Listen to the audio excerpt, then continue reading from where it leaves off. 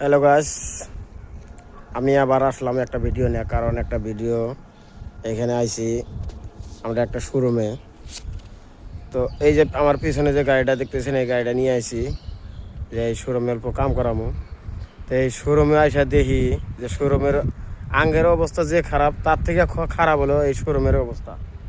কারণ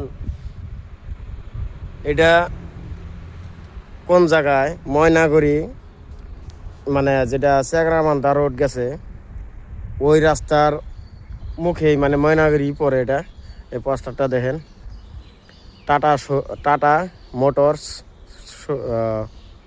শোরুম। এই এখন বর্তমান বন্ধ আছে কিসের জন্য? কারণ এটা খাবার ফুরা গেছে গা। কারণ এই রাস্তাটা, এই যে সামনে যে রাস্তাটা দেখতেছেন, এই রাস্তাটা এখন মানে কোনো গাড়ি ঘোড়া যায় না। তার জন্য মানে চেংরাবান্ধা রোডে এখন কোনো গাড়ি যায় না। কারণ এখন যেটা ধূপগুড়ি থেকে যেটা কুচবিহার রাস্তা গেছে, ওই রাস্তায় যায় যত গাড়ি।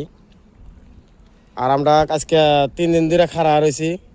3 দিন ধরে খাড়া হয়েছি, কোনো গাড়ি গেটও খোলে না আর মানুষও নাই। তো যাই হোক, খাবার বন্ধ হয়ে গেছে। তো এটা নিয়ে অল্প ভিডিও বানাইলাম। আপনারা এই শোরুমে আসেন না, কারণ শোরুমটা বন্ধ আছে। ময়নাগুড়ি শোরুমে ঢুকেন না, বন্ধ আছে এখন বর্তমান। তো সবাই অন্য অন্য শোরুমে দেখায়েন।